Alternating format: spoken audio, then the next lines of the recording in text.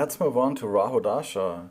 If Rahu is exalted in its own Amula Trikona sign, then during its Dasha there will be great happiness through financial prosperity, agricultural gains, acquisition of vehicles with the support of friends and authorities, construction of a new home, birth of children, religious inclinations, recognition from foreign governments, and material abundance, including wealth, clothing, and luxuries.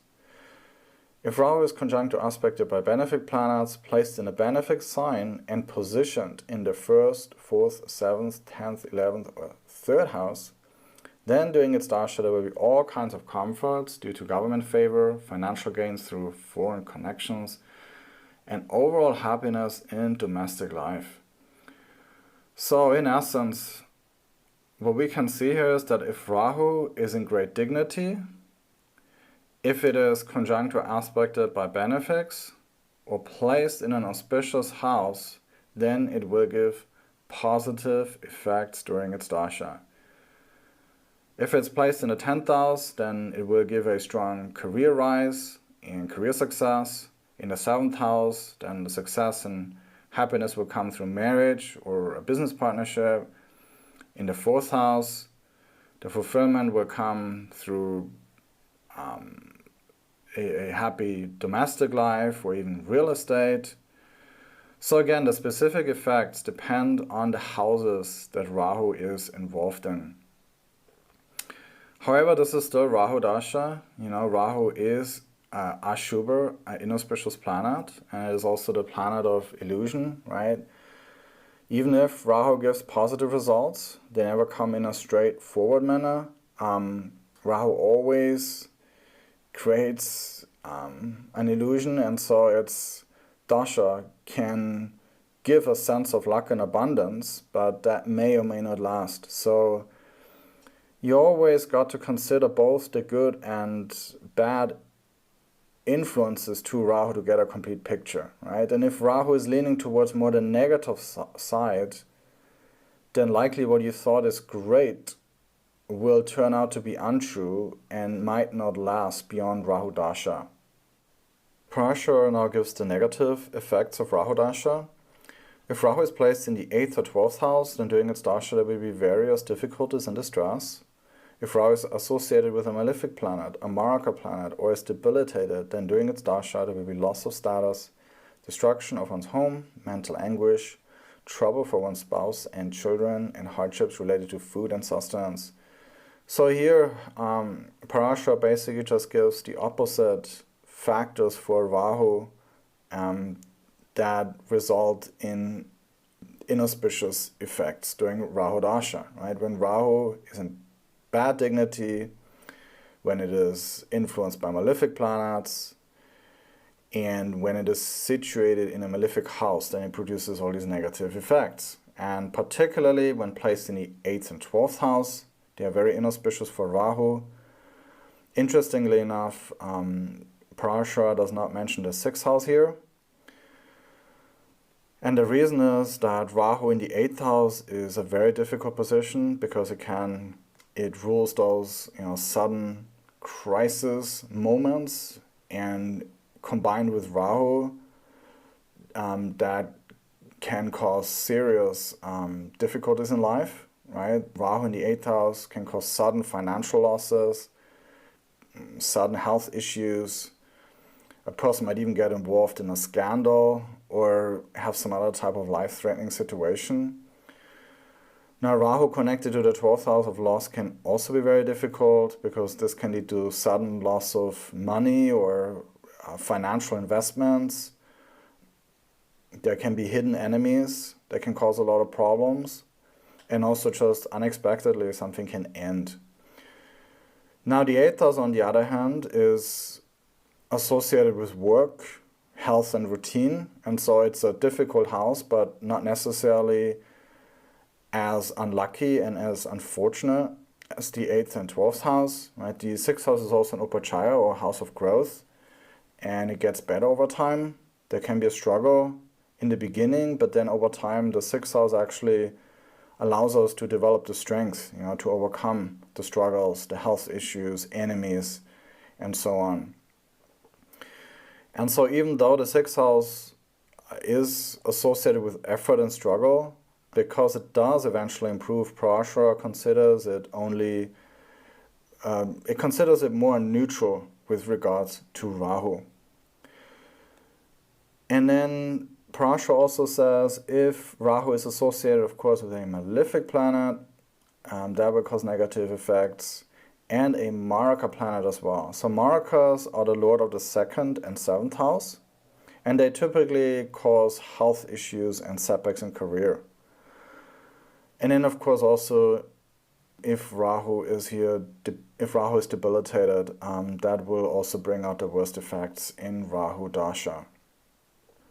And now, Parashara tells us about a general progression of the Dasha. And so, Parashara says, at the beginning of the Dasha, there will be financial losses, followed by some relief and financial recovery in one's home country.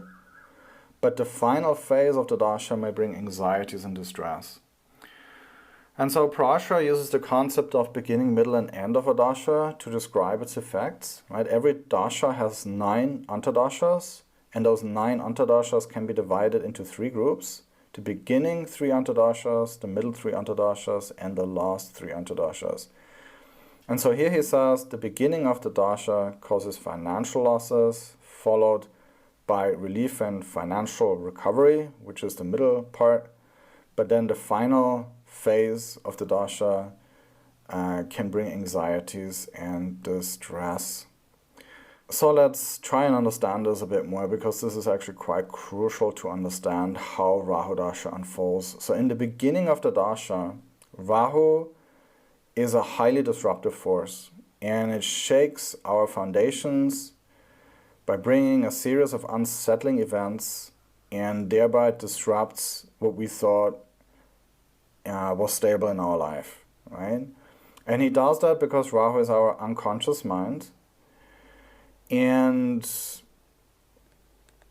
old fears or unfulfilled desires that have been suppressed and ignored, they all pop up in the beginning of Rahu Dasha, and they come up pretty intensely and then cause chaos and dramatic changes, right? And so that's why the beginning of Rahu Dasha usually feels overwhelming and out of control, and we lose our sense of stability and direction. In the middle part of the Dasha, we tend to adapt to Rahu's energy, right? And we become active and ambitious, and that's why Parashara here also says that there can be relief and financial recovery, right? So in the middle part, we feel like that we know now what we are doing, and so there can be success in the areas that we want to pursue, such as career and wealth. However, Rahu's energy is that of creating illusions, and the success of Rahu can be based simply on wishful thinking and obsessive behaviors, rather than actually a deeper purpose, authenticity, and self-awareness. And then what happens is in the last part, right, it is stated here in the last part that it may bring anxieties and distress, because that's when Rahu pulls back the veil of illusion and false assumptions, right? Finally, Rahu is revealing the truth about our life. And we might realize that what we wished for was merely a mirage, and it doesn't actually exist, right?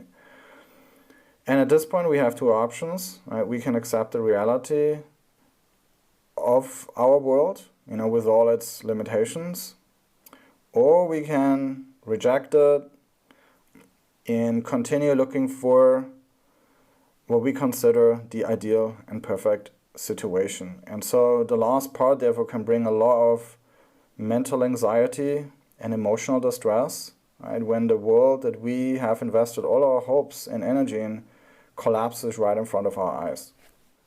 So let's move on to Jupiter Dasha. If Jupiter is exalted in its own sign, in its Mula Trikrona sign, placed in the 10th, 5th, or 9th house, or positioned in its own or exalted Navamsha, then during its Dasha there will be acquisition of authority, great happiness, recognition from the government, attainment of vehicles and fine clothing, devotion to deities and spiritual teachers, happiness in marriage and family life, and success in performing religious rituals and sacrifices. So first of all, Jupiter is a Shubha Graha, and the dasha of a Shubha or auspicious planet naturally gives growth and fulfillment most readily and abundantly.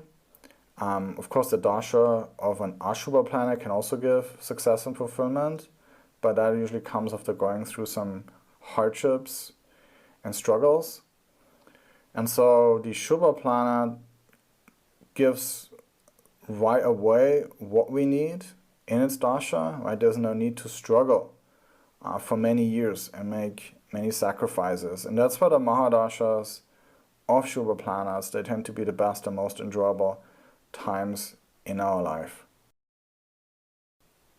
So now Parasha also tells us about the negative effects of Jupiter Dasha. If Jupiter is debilitated, combust, associated with malefic planets, or placed in the 6th or 8th house, then during its Dasha there will be loss of residence, mental distress, difficulties with children, financial setbacks, and the need for a spiritual journey. So Parasha particularly mentions the 6th and 8th house, but not the 12th house. And the 12th house is not considered a bad house for Jupiter, because Jupiter has a natural affiliation with the 12th house, right? Jupiter rules the original 12th sign Pisces.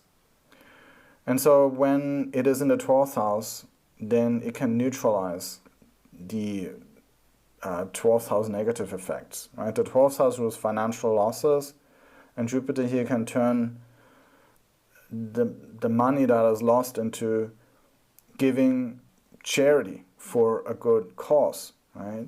The 12th house rules isolation, and Jupiter can make this time meaningful through introspection and meditation. So the negative effects of the 12th house, they are turned into something positive when they gain higher meaning and benefit to the person because of Jupiter's influence. And so the 12th house really becomes a more neutral placement for Jupiter. And of course here particularly it says also difficulties with children, right? We know that Jupiter particularly rules children, and when it is subjected to those inauspicious factors, then that will cause, strained relationships with one's children, or just distress as well to children. Next it says, however, unfavorable effects will be prominent only at the beginning of the dasha. As the dasha progresses, there will be positive outcomes, including financial gains, government recognition, and honors. So Jupiter is the planet of long-term growth, and that's why Jupiter Dasha gradually builds up and gets better. In the beginning of Jupiter Dasha, the foundations for wealth and status are usually laid, but they take time to mature and manifest fully. And that's why there can still be unfavorable effects in the beginning of Jupiter Dasha. And that is also because the spiritual awakening and growth just began for the individual as well.